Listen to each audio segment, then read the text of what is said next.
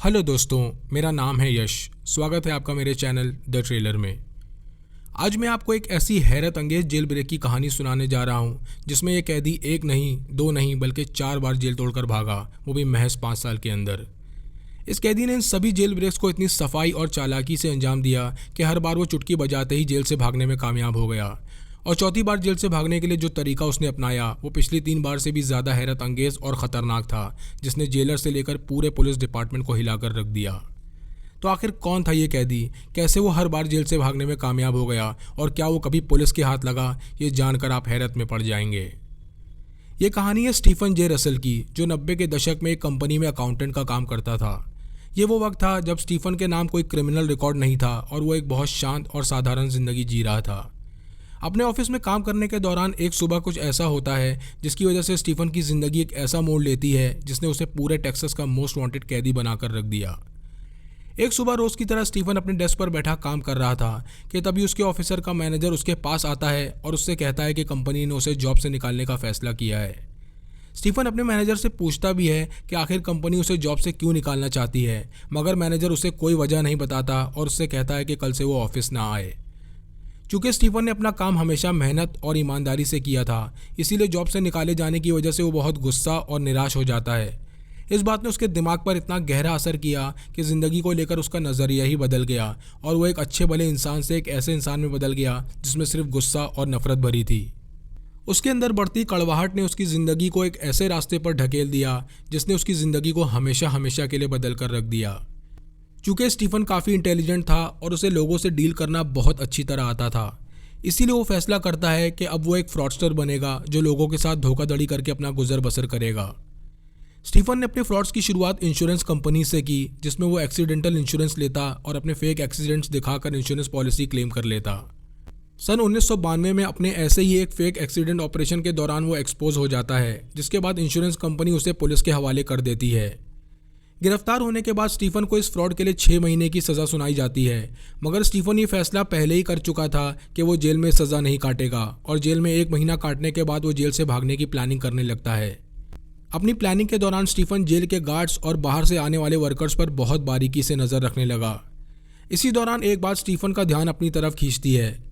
Stephen देखता है कि जो भी वर्कर्स बाहर से जेल के अंदर काम करने आते, वो सभी वर्कर्स वापस लौटते वक्त गेट पर गार्ड की खिड़की का दरवाज़ा खड़खड़ाते और वो गार्ड उन्हें बिना चेक किए गेट के बाहर जाने दे देता। इन वर्कर्स और कैदियों में बस उनके पहनावे का फ़र्क था। जहां वर्कर्स अपने सिविल ड्रेस में होते और उनके हाथ में एक वॉकी टॉकी होता, वहीं कैदी अपने जेल यूनिफॉर्म पहने होते। ये वो वर्कर्स थे जिन्हें जेल अथॉरिटी अक्सर जेल के अंदर होने वाली मरम्मत के कामों के लिए बुलाती थी, जिसे करने के बाद वो वर्कर्स जेल से वापस चले जाते। स्टीफन को यह अंदाज़ा हो चुका था कि यही वो तरीका है जिसके ज़रिए वो इस जेल से भाग सकता है, और तब वो एक बहुत ही शातिर और हैरत अंगेज चाल चलता है। स्टीफन ने उस जेल में आने वाले वर्कर्स में से एक वर्कर को कुछ रिश्वत खिलाकर अपने लिए सिविलियन कपड़े और एक वॉकी टॉकी का इंतज़ाम कर लिया था। कुछ ही दिनों बाद जैसे ही कुछ वर्कर्स जेल में मरम्मत का काम करने के लिए आते हैं, स्टीफन अपनी सिविल ड्रेस पहनता है और हाथ में वॉकी टॉकी लेकर उन वर्कर्स में मिल जाता है। किसी को उस पर कोई शक ना हो, इसीलिए वो उन वर्कर के साथ मिलकर काम भी करने लगता है और वॉकी टॉकी पर बात करने का नाटक करने लगता है। और जब वो सभी वर्कर्स वापस जाने लगते हैं तो वो भी उन सब के साथ जेल से बाहर निकल आता है। और इस तरह स्टीफन अपनी पहली जेल ब्रेक को अंजाम दे चुका था। इस जेल ब्रेक के बाद स्टीफन फ्लोरिडा चला जाता है और सन 1992 से 1994 के बीच वो अपना नाम बदलकर वहीं रहने लगता है। मगर किस्मत ने स्टीफन के लिए कुछ और ही लिखा था और एक इंश्योरेंस चेक फ्रॉड में वो दोबारा गिरफ्तार कर लिया जाता है। ट्रायल के दौरान कोर्ट को यह भी पता चल जाता है कि स्टीफन नाम बदलकर यहाँ रह रहा है और वो एक जेल से भागा हुआ कैदी है, जिसके बाद उसे दोबारा टेक्सास की जेल भेज दिया जाता है। स्टीफन को लगने लगता है कि अगर वो दोबारा जेल से भागा तो वो फिर से पकड़ा जाएगा, और इसीलिए इस बार वो फैसला करता है कि वो जेल में अपनी सज़ा पूरी करके ही निकलेगा। चूँकि स्टीफन की सज़ा 1 साल से भी कम थी और इसीलिए वो अपनी सज़ा पूरी करने के बाद बाहर निकलता है और एक डिपार्टमेंटल स्टोर में नौकरी करने लगता है। कुछ ही दिनों बाद स्टीफन को यह एहसास होने लगता है कि वो इन छोटी मोटी नौकरियों के लिए नहीं बना है और वो एक बहुत लग्जरियस और आलीशान ज़िंदगी जीना चाहता है। स्टीफन ये बात बहुत अच्छी तरह समझ चुका था कि छोटे मोटे फ्रॉड्स करके वो ज़िंदगी में बहुत आगे नहीं बढ़ पाएगा, और इसीलिए वो फैसला करता है कि इस बार वो एक बहुत बड़े फ्रॉड को अंजाम देगा जिससे उसकी ज़िंदगी हमेशा के लिए फाइनेंशियली सेटल हो जाए। और महज कुछ दिनों बाद ही स्टीफन के हाथ वो मौका लग जाता है। एक सुबह स्टीफन बैठा न्यूज़पेपर पढ़ रहा था कि तभी उसकी नज़र एक एडवर्टीजमेंट पर पड़ती है। ये एक जॉब एडवर्टीजमेंट था जिसमें लिखा था कि एक बहुत मशहूर हेल्थ इंश्योरेंस कंपनी को फाइनेंस मैनेजर की ज़रूरत है। हालांकि स्टीफन के पास ना कोई पहचान थी और ना ही कोई वर्क एक्सपीरियंस था, मगर ये सारी चीज़ें भी उसे जॉब हासिल करने से रोक नहीं पाईं।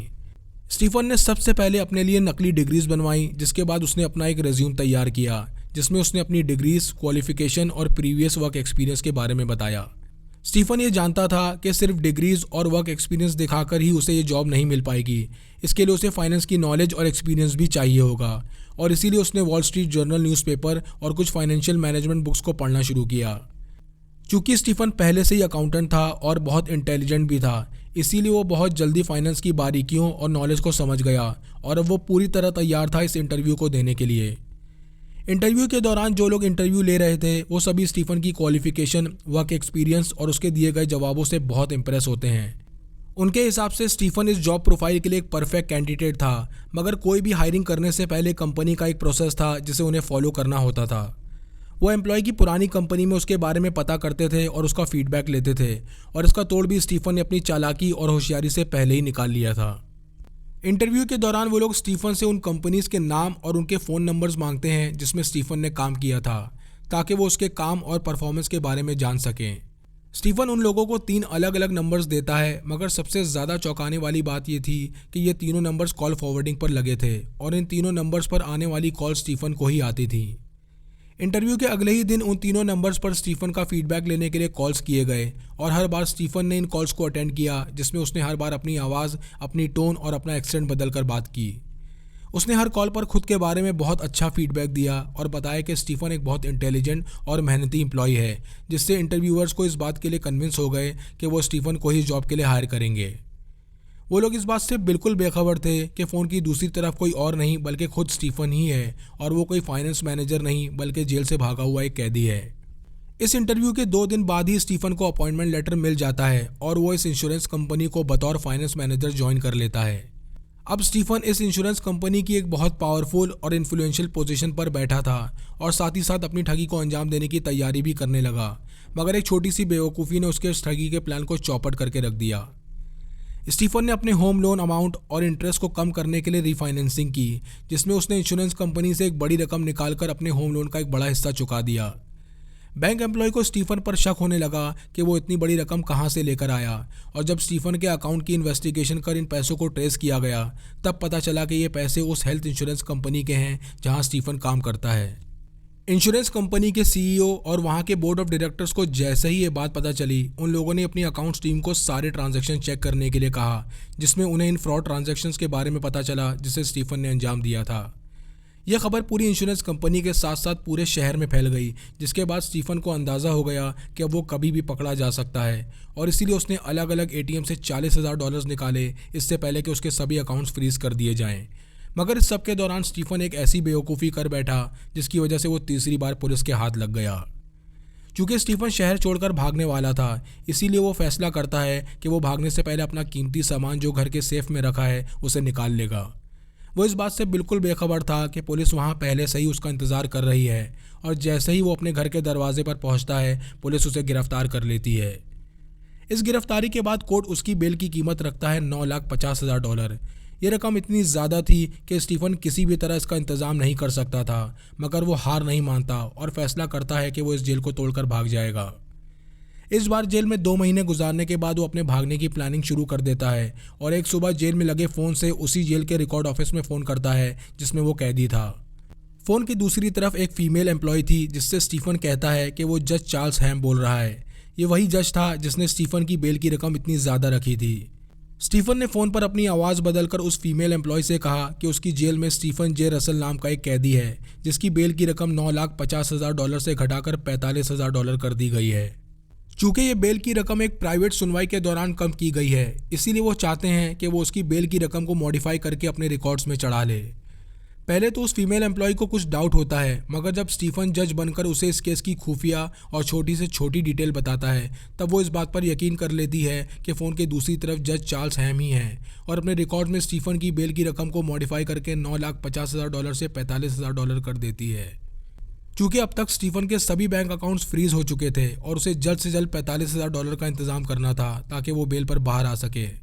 स्टीफन को बार बार ये डर सता रहा था कि अगर इस फ़ोन कॉल के बारे में किसी को कुछ भी शक हो गया तो उसका पूरा प्लान चौपट हो सकता है, और तब वो फैसला करता है कि वो प्रिजनर फाइनेंस कंपनी की मदद लेगा।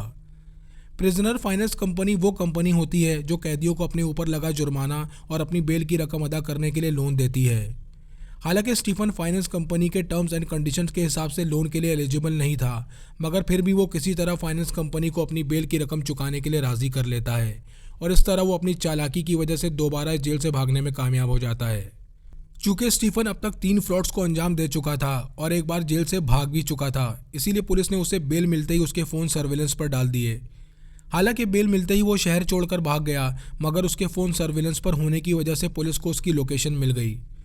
पुलिस ने उसे फ़ोन पर किसी से यह कहते हुए सुन लिया कि वो फ्लोरिडा के एक होटल में रुका हुआ है जो पाम बीच पर है, और यहीं से पुलिस ने उसे चौथी बार गिरफ्तार कर लिया, जिसके बाद कोर्ट उसे इंश्योरेंस कंपनी फ्रॉड और शहर से भागने के लिए 40 साल की सज़ा सुनाती है। सज़ा सुनाने के दौरान ही स्टीफन ये फैसला कर चुका था कि वो इस जेल को भी तोड़कर भाग जाएगा, मगर इस बार उसे अपनी सज़ा काटने के लिए दूसरी जेल भेजा गया जिसकी सिक्योरिटी पिछली जेल से कई ज़्यादा टाइट थी। वहाँ के जेलर और गार्ड्स को भी इस बात की खबर दे दी गई थी कि स्टीफन पहले भी 2 बार जेल से भाग चुका है और उस पर कड़ी नज़र रखी जाए। जेलर और गार्ड्स को भी इस बात का यकीन था कि स्टीफन इस जेल से भाग नहीं पाएगा, क्योंकि इस जेल की सिक्योरिटी बहुत टाइट थी। उधर स्टीफन ने भी अपने भागने की नई प्लानिंग शुरू कर दी थी, और इसी दौरान उसकी नज़र जेल में मौजूद डॉक्टर विंग पर पड़ती है। ये वो विंग था जिसमें डॉक्टर्स की एक टीम थी जो जेल में रह रहे कैदियों की बीमारियों का इलाज करते थे। ये सभी डॉक्टर्स एक ग्रीन कलर का एप्रिन पहनते थे, और यहीं से स्टीफन के दिमाग में वो आइडिया आया जिसकी वजह से वो इस जेल से भागने में कामयाब हो गया। स्टीफन को लगने लगता है कि अगर वो किसी तरह अपने कपड़ों पर भी ग्रीन कलर कर ले तो वो भी डॉक्टर्स की टीम में शामिल होकर जेल से भाग सकता है, और इसके लिए उसने एक गार्ड को रिश्वत खिलाकर अपने लिए ग्रीन कलर की डाई मंगा ली।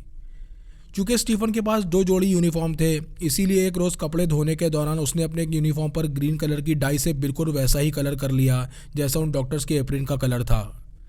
अब स्टीफन सही वक्त और सही मौके का इंतजार करने लगा इस जेल से भागने के लिए, और 13 दिसंबर 1996 की सुबह 4 बजे वो पहले ग्रीन कलर का यूनिफॉर्म पहनता है और उसके ऊपर जेल यूनिफॉर्म पहन लेता है। यूनिफॉर्म पहनने के बाद स्टीफन जेल के एक खाली और सुनसान हिस्से में जाता है और वहाँ अपनी जेल यूनिफॉर्म उतार कर छुपा देता है। अब स्टीफन के बदन पर वो ग्रीन कलर का यूनिफॉर्म था जिसे उसने डाई किया था, और जो देखने में बिल्कुल डॉक्टर्स के एप्रिन की तरह लग रहा था। अपनी सज़ा काटने के दौरान स्टीफन ने इस जेल का बहुत बारीकी से मुआयना किया था, जिसकी वजह से वो इस जेल के चप्पे चप्पे के बारे में जानता था, और साथ ही साथ वो ये भी जानता था कि मॉर्निंग स्टाफ में जो फीमेल गार्ड्स थीं वो अपना ज़्यादातर वक्त फ़ोन पर बात करते हुए बिताती थीं, बिना ये ध्यान दिए कि उनके आसपास क्या हो रहा है। इसी का फ़ायदा उठाकर स्टीफन गार्ड केबिन के पास पहुंचता है और शीशे के बाहर से फीमेल गार्ड को हाथ दिखाकर उसे दरवाज़ा खोलने के लिए कहता है। चूँकि स्टीफन जो यूनिफॉर्म पहने हुए था वो देखने में बिल्कुल डॉक्टर के एप्रिन की तरह लग रहा था, और फीमेल गार्ड भी फ़ोन पर बात कर रही थी, इसीलिए उसने स्टीफन पर ध्यान नहीं दिया और अपने केबिन से दरवाज़ा खोलने के लिए स्विच दबाया, जिसके बाद स्टीफन वो दरवाज़ा खोलकर उस जेल से तीसरी बार फरार हो गया। स्टीफन जल्द से जल्द इस जेल से बहुत दूर जाना चाहता था, क्योंकि उसके भागने की खबर जेलर और गार्ड्स को कभी भी लग सकती थी, और इसीलिए वो अपनी तरफ आती एक कार को हाथ दिखाकर रोकता है और उससे कहता है कि वो एक डॉक्टर है जो जेल में काम करता है। मगर चूंकि उसने शराब बहुत ज़्यादा पी ली थी, जिसकी वजह से उसकी गाड़ी ठुक गई, और वो नहीं चाहता कि इस बात की खबर जेल अथॉरिटी को लगे, इसलिए वो कार ओनर से कहता है कि वो उसे दूसरे शहर तक लिफ्ट दे दे जहाँ उसका घर है।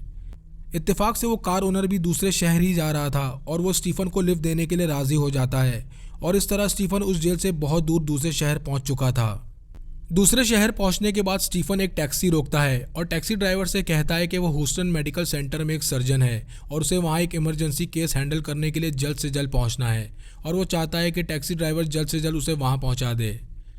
मेडिकल सेंटर के बाहर पहुंचने के बाद स्टीफन टैक्सी ड्राइवर से कहता है कि वो उसे अपने लॉकर से पैसे लाकर दे रहा है और वो उसका वहीं इंतज़ार करे। टैक्सी ड्राइवर स्टीफन का वहीं इंतज़ार करता रहा, मगर स्टीफन वापस नहीं लौटा, और इस तरह स्टीफन जेल से तीसरी बार भागने में कामयाब हो गया। स्टीफन के तीसरी बार भागने के बाद टेक्सास जेल अथॉरिटी को लगने लगता है कि ये उनके मुंह पर एक तमाचा है, और इतनी हाई सिक्योरिटी होने के बावजूद भी वो एक कैदी को भागने से नहीं रोक पाए, और इसीलिए इस बार वो एक स्पेशल एजेंट को अपॉइंट करते हैं स्टीफन को पकड़ने के लिए। इस स्पेशल एजेंट का नाम था टेरी कैप्स, जो एक स्पेशल ऑपरेशन यूनिट का लीडर था और जेल अथॉरिटीज़ के लिए काम करता था। टेरी ये बात बहुत अच्छी तरह जानता था कि स्टीफन बहुत चालाक और शातिर है और उसे पकड़ना इतना आसान नहीं होगा, और इसीलिए टेरी ने एक स्पेशल टास्क फोर्स बनाई जिसका काम था सिर्फ स्टीफन को पकड़ना। स्पेशल टास्क फोर्स ने स्टीफन को ढूंढने की शुरुआत टेक्सास के शहर हैंसविल से की, जहां वो जेल थी जिससे स्टीफन भागा था। मगर चूंकि स्टीफन वहां से पहले ही ह्यूस्टन भाग चुका था, इसीलिए टास्क फोर्स के हाथ कुछ नहीं लगता। कुछ वक्त ह्यूस्टन में गुजारने के बाद स्टीफन मिसिसिपी के शहर बिलॉक्सी चला जाता है, जहां वो गैम्बलिंग करके कुछ पैसे कमाना चाहता था। उधर टेरी और उसकी टीम स्टीफन को ढूंढने के लिए दिन रात काम कर रही थी, और तभी उनके हाथ एक ऐसे शख्स की पहचान लगती है जो पिछले कुछ दिनों से स्टीफन के कांटेक्ट में था। इस शख्स से पूछताछ करने पर टेरी को पता चलता है कि स्टीफन मिसिसिपी के शहर बिलॉक्सी में है, और टेरी फौरन बिलॉक्सी के शेरिफ को कांटेक्ट करता है और उसे स्टीफन की फ़ोटोज़ फैक्स कर देता है। फ़ोटोज़ फैक्स करने के महज 2 दिन बाद ही स्टीफन शेरिफ के हाथ लग जाता है, और सबसे ज़्यादा चौंकाने वाली बात यह थी कि इस शेरिफ की टक्कर इत्तेफाक से एक मार्केट में स्टीफन से हो गई। स्टीफन को देखते ही शेरिफ को उस पर शक होने लगता है, और जैसे ही फैक्स की हुई फ़ोटो निकालकर वो स्टीफन से मिलाता है, वो उसे फ़ौरन गिरफ्तार कर लेता है, और इस तरह वो 5वीं बार पुलिस के हाथ लग चुका था। इसे स्टीफन की बदकिस्मती कहें या उसकी बेवकूफ़ी कि वो जिन पुलिस वालों से बचकर भाग रहा था, वो उन्हीं के हाथ अपने आप बहुत आसानी से लग गया, और जिस शेरिफ से वो टकराया वो उसकी फ़ोटो लेकर उसे ही ढूंढ रहा था। गिरफ्तारी के बाद स्टीफन को फिर से टेक्सास जेल भेज दिया गया अपनी सज़ा काटने के लिए, मगर इस बार उसकी सज़ा में 5 साल और बढ़ा दिए गए और उसकी सज़ा को 45 साल कर दिया गया। इस बार कोर्ट ने सज़ा सुनाते हुए ये भी कहा कि स्टीफन को बेल जब ही मिल सकती है जब वो कम से कम अपनी सज़ा के 11 साल जेल में काट ले। मगर स्टीफन ने इस बार जेल से भागने का वो हैरत अंगेज़ और अनोखा तरीका अपनाया जिसने पूरी टेक्सास जेल अथॉरिटी और वहाँ के जेलर को हिला कर रख दिया। स्टीफन इतनी बार कोर्ट ट्रायल फेस कर चुका था कि अब वो बेल पाने की सभी कंडीशंस के बारे में बहुत अच्छी तरह जान चुका था, और तब उसकी नज़र एक लूप होल पर पड़ती है जिसके ज़रिए वो बेल पर बाहर निकल सकता था। मगर इस लूप होल का इस्तेमाल करने का तरीका इतना ख़तरनाक था कि इसमें स्टीफन की जान भी जा सकती थी। कोर्ट का ये रूल था कि अगर किसी कैदी को सज़ा काटने के दौरान कोई बहुत बड़ी बीमारी हो जाती है तो वो बेल पर बाहर आ सकता है, और इसी रूल का गलत इस्तेमाल स्टीफन ने किया बेल पाने के लिए। स्टीफन फैसला करता है कि वो कोर्ट और जेल अथॉरिटी को इस बात का यकीन दिलाएगा कि उसे एड्स है, ताकि उसे आसानी से बेल मिल सके। मगर ये काफ़ी मुश्किल काम था जिसके लिए बहुत बड़ी प्लानिंग की ज़रूरत थी। अपनी इस प्लानिंग को अंजाम देने के लिए स्टीफन भूखे रहना शुरू करता है, जिसकी वजह से उसका वज़न बहुत तेज़ी से गिरने लगा और वो एक बीमार मरीज़ की तरह दिखने लगा। वज़न गिराने के साथ साथ वो अक्सर उल्टी करने का नाटक भी करता, जिससे लोगों को लगे कि उसकी बीमारी बढ़ती ही जा रही है। स्टीफन ने यहाँ भी जेल की डॉक्टर टीम के एक डॉक्टर को रिश्वत खिलाकर अपनी तरफ कर लिया और उससे कहा कि वो उसके लिए एक झूठी मेडिकल रिपोर्ट बनाए जिसमें ये लिखा हो कि उसे एड्स है। अब स्टीफन की ख़राब होती हालत और उस डॉक्टर की रिपोर्ट से जेल अथॉरिटी को इस बात का यकीन हो गया कि उसे एड्स है, और अब वो अपने सेल में ही बेड पर आराम करने लगा, और इस तरह उसने बेड पर लेटकर 8 महीने गुजार दिए। सबसे ज़्यादा हैरान करने वाली बात यह थी कि इन 8 महीनों में किसी दूसरे डॉक्टर ने स्टीफन का दोबारा टेस्ट नहीं कराया। वो सभी डॉक्टर उस मेडिकल रिपोर्ट से पूरी तरह सहमत थे जो उस पहले डॉक्टर ने बनाई थी। स्टीफन सबसे ज़्यादा इस बात पर जोर दे रहा था कि जेल अथॉरिटी और कोर्ट इस बात पर यकीन कर लें कि अब वो कभी भी मर सकता है, और उसे पैरोल पर बाहर निकालकर हॉस्पिटल में उसे एडमिट करा दें जहां उसका इलाज हो सके। इसी दौरान स्टीफन अपनी हालत को और ज़्यादा सीरियस दिखाने के लिए एक बहुत जोखिम भरा और ख़तरनाक कदम उठाता है।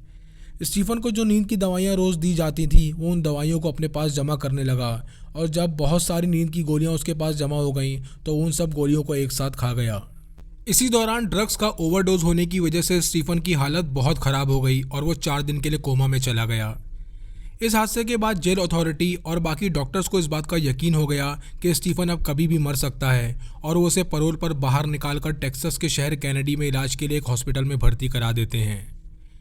हॉस्पिटल पहुंचने के बाद स्टीफन का इलाज शुरू होता है, और इसी दौरान वो फैसला कर लेता है कि अब वो हमेशा हमेशा के लिए इन पुलिस वालों और कानून से अपना पीछा छुड़ा लेगा, और इसके लिए जो रास्ता स्टीफन ने चुना वो था खुद की मौत का नाटक। स्टीफन जानता था कि अगर वो किसी तरह खुद को मरा हुआ साबित कर दे तो कानून और पुलिस उसे ढूंढना बंद कर देंगे, और इसके लिए वो फिर से एक हैरत अंगेज चाल चलता है। स्टीफन एक दिन हॉस्पिटल से जेल अथॉरिटीज़ को कॉल करता है और उनसे कहता है कि वो एक डॉक्टर है जिसका नाम एडम रूस है। वो जेल अथॉरिटीज़ को बताता है कि वो एड्स का स्पेशलिटी डॉक्टर है, और उसके पास एड्स का एक एक्सपेरिमेंटल ट्रीटमेंट है जिसे वो किसी पेशेंट पर एक्सपेरिमेंट करना चाहता है, और अगर उनके पास ऐसा कोई पेशेंट है जिसे एड्स है तो वो उसे हैंडओवर कर दें एक्सपेरिमेंट के लिए। जेल अथॉरिटीज़ को भी लगता है कि स्टीफन वैसे भी मरने वाला है और शायद वो इस एक्सपेरिमेंटल ट्रीटमेंट से बच जाए, इसीलिए वो कोर्ट से अप्रूवल लेकर उसे डॉक्टर एडम के हैंडओवर करने की तैयारी करने लगते हैं। जेल अथॉरिटीज इस बात से बिल्कुल बेखबर थे कि फ़ोन की दूसरी तरफ कोई डॉक्टर नहीं बल्कि स्टीफन ही है। इसी दौरान स्टीफन अपने एक पुराने साथी को हॉस्पिटल से फ़ोन करता है और उससे कहता है कि वो उसके नाम का डेथ सर्टिफिकेट बनवाए जिस पर डॉक्टर एडम रूस के साइन हो, और साथ ही साथ उससे ये भी कहता है कि वो उसे लेने के लिए हॉस्पिटल आ जाए ताकि वो जेल अथॉरिटीज़ को ये बता सके कि वो अपने रिश्तेदार के साथ डॉक्टर एडम रूस के यहाँ जाएगा। हॉस्पिटल से बाहर निकलने के 2 दिन बाद ही स्टीफन अपना death certificate hospital, jail authority और कोर्ट को एक कोरियर के जरिए भेज देता है, जिससे सबको इस बात का यकीन हो जाता है कि अब स्टीफन इस दुनिया में नहीं रहा और वो उसके खिलाफ सभी केसेस को बंद कर देते हैं। क्योंकि ये कोरियर सबको डॉक्टर एडम रूस के नाम से मिला था, इसीलिए सबको लगने लगता है कि एक्सपेरिमेंटल ट्रीटमेंट के दौरान स्टीफन की मौत हो गई। अब स्टीफन को पुलिस ने भी ढूंढना बंद कर दिया था और इसी तरह वो चौथी बार जेल से भागने में कामयाब हो चुका था। कुछ ही हफ्तों बाद स्टीफन की सेहत भी पहले से अच्छी हो गई और उसका वज़न भी बढ़ गया जो उसने जेल में घटाया था, मगर अपनी ठगी की आदत से मजबूर वो फैसला करता है कि वो एक बार फिर से एक ठगी को अंजाम देगा। इस बार वो फैसला करता है कि वो अपनी फ़ोटो लगाकर एक लॉयर का फर्जी आईडी कार्ड बनाएगा, मगर इस बार उसकी किस्मत उसे ऐसा धोखा देती है कि उसकी आज़ादी का सफ़र हमेशा हमेशा के लिए ख़त्म हो जाता है।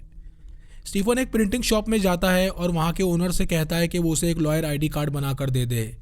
हालांकि ये सुनते ही शॉप ओनर को स्टीफन पर शक होने लगता है, मगर वो उसे आईडी कार्ड बनाकर दे देता है। स्टीफन जैसे ही उस शॉप से बाहर निकलता है, वो शॉप ओनर इस बात की खबर टेक्सास पुलिस को दे देता है और साथ ही साथ उन्हें उस आईडी कार्ड का फ़ोटो भी फैक्स कर देता है जो उसने अपने लिए बनवाया था। पुलिस ऑफिसर जैसे ही आईडी कार्ड देखता है, वो फ़ोटो में स्टीफन को फ़ौरन पहचान लेता है और इस बात की खबर स्पेशल एजेंट टेरी को दे देता है। टेरी को जैसे ही स्टीफन के बारे में पता चलता है, उसके पैरों तले ज़मीन सरक जाती है। टेरी को अब तक यही लग रहा था कि स्टीफन जेल में अपनी 45 साल की सज़ा काट रहा है, और उसे जैसे ही स्टीफन के आईडी कार्ड के बारे में पता चला, वो फ़ौरन जेल अथॉरिटी को कांटेक्ट करता है और उसे स्टीफन के बारे में पूछता है। जेलर टेरी को बताता है कि 1 साल पहले स्टीफन को एड्स हो गया था, जिसकी वजह से उसे पैरोल पर छोड़ दिया गया था और उसके बाद उसकी मौत हो गई। ये सुनते ही टेरी हक्का बक्का रह जाता है और वो ये समझ चुका था कि स्टीफन एक बार फिर से सबको बेवकूफ़ बनाकर जेल से भाग गया है। टेरी फौरन अपनी एक टीम बनाकर स्टीफन को फिर से ढूंढना शुरू कर देता है। अपनी मौत का नाटक करने के महज कुछ हफ्तों बाद ही स्टीफन डैलस शहर के एक बैंक पहुंचता है, जहां वो बैंक मैनेजर से कहता है कि वो एक मिलियनेयर है और उसे $2 लाख का लोन चाहिए है। स्टीफन की कहानी सुनने के बाद बैंक मैनेजर को उस पर शक होने लगता है और वो स्टीफन से कहता है कि वो कुछ देर यहीं इंतज़ार करे और वो अंदर जाकर FBI को इस बारे में सब कुछ बता देता है। स्टीफन को इस बात का अंदाज़ा हो गया था कि बैंक मैनेजर को उस पर शक हो गया है और अब वो पकड़ा जा सकता है, और इसीलिए बैंक में काम कर रहे लोगों का ध्यान भटकाने के लिए उसने हार्ट अटैक का नाटक किया और ज़मीन पर गिर गया। ज़मीन पर गिरते ही बैंक मैनेजर एम्बुलेंस बुलाता है और एम्बुलेंस स्टीफन को लेकर हॉस्पिटल के लिए निकल जाती है। चूँकि बैंक मैनेजर स्टीफन के बारे में FBI को पहले ही बता चुका था, इसीलिए हॉस्पिटल में स्टीफन के रूम के बाहर 2 गार्ड खड़े कर दिए गए ताकि FBI के आने तक वो उस पर नज़र रख सकें। इस बार भी स्टीफन अपनी चालाकी का इस्तेमाल करते हुए अपना पुराना पैतरा आजमाता है। वो हॉस्पिटल स्टाफ से कहता है कि उसे अपनी वाइफ को कॉल करना है और अपने रूम में लगे फ़ोन से हॉस्पिटल एडमिनिस्ट्रेशन को कॉल करता है और उनसे कहता है कि वो FBI ऑफिसर बोल रहा है और स्टीफन को छोड़ दिया जाए, क्योंकि उन्होंने उसके बारे में छानबीन कर ली है और उन्हें उस पर कोई शक नहीं है। हॉस्पिटल एडमिनिस्ट्रेशन इस बात की खबर FBI को देता है और उन्हें बताता है कि उन्हें एक FBI ऑफिसर का कॉल आया था जिसमें उसने स्टीफन को छोड़ने के लिए कहा है। FBI ऑफिसर्स हैरत में थे कि उन्होंने तो कभी ऐसा कोई कॉल किया ही नहीं, तो फिर हॉस्पिटल एडमिनिस्ट्रेशन को किसने कॉल किया। उधर टेरी को भी स्टीफन के डैलस में होने की खबर लग जाती है और वो पूरे डैलस के एक एक होटल में स्टीफन को ढूंढना शुरू करता है। तहकीकात में टेरी को पता चलता है कि स्टीफन ने अपने छुपने के लिए कई होटल्स बदले हैं और वो अब भी लगातार होटल्स बदल रहा है। अपनी तहकीकात में टेरी और उसकी टीम ने कई लोगों से पूछताछ की और इसी कोशिश में टेरी एक इंश्योरेंस कंपनी तक पहुंचता है। ये वो इंश्योरेंस कंपनी थी जो स्टीफन के कांटेक्ट में थी, क्योंकि स्टीफन से उनकी कोई डील होने वाली थी जिसमें वो उनके साथ फ्रॉड करने वाला था। क्योंकि स्टीफन ने इस इंश्योरेंस कंपनी को कुछ डॉक्यूमेंट्स भी फैक्स किए थे और इसी फैक्स नंबर को ट्रेस करके टेरी को ये पता चल गया कि स्टीफन डैलस के किस एरिया में रह रहा है। वहाँ की लोकल पुलिस की मदद लेकर टेरी स्टीफन के घर पर रेड मारता है, मगर वो उन्हें वहाँ नहीं मिलता। वो लोग रेड करके वापस लौट ही रहे थे कि रास्ते में एक ऑफिसर की नज़र स्टीफन पर पड़ जाती है और वो लोग फ़ौरन उसे घेर कर गिरफ्तार कर लेते हैं और इस तरह स्टीफन 6ठी बार पुलिस के हाथ लग चुका था। चूँकि स्टीफन इतनी बार जेल से भाग चुका था, जिसकी वजह से कोर्ट और पुलिस को बहुत बदनामी सहनी पड़ी थी और इसीलिए इस बार कोर्ट फैसला करता है कि वो उसे सख्त से सख्त सज़ा सुनाएगा। कोर्ट इस बार स्टीफन को 144 साल की सज़ा सुनाता है और साथ ही साथ ये भी कहता है कि इस बार उसे बेल नहीं मिल पाएगी। स्टीफन को इस बार टेक्सास की सबसे खतरनाक जेल भेज दिया जाता है जहां मर्डरर्स और टेररिस्ट कैद थे। ये जेल इतनी खतरनाक थी कि हर कैदी को यहाँ 23 घंटे अपने सेल में अकेले गुजारने होते थे और बाकी बचे 1 घंटे में वो अपनी एक्सरसाइज और साफ सफाई का ख्याल रख सकते थे। स्टीफन आज भी उसी जेल में अपनी सज़ा काट रहा है और अपनी मौत का इंतज़ार कर रहा है। ये थी कहानी उस शातिर कैदी की जो हर बार जेलर, गार्ड्स और पुलिस को चकमा देने में कामयाब हो गया, मगर उसकी ख़राब किस्मत कहें या उसकी बेवकूफ़ी कि वो हर बार पकड़ा गया और आखिरकार उसने अपनी पूरी ज़िंदगी जेल में बिताई। आपको ये कहानी कैसी लगी कमेंट सेक्शन में लिखकर ज़रूर बताएं। चैनल को लाइक और सब्सक्राइब करें। मिलते हैं नेक्स्ट वीडियो में।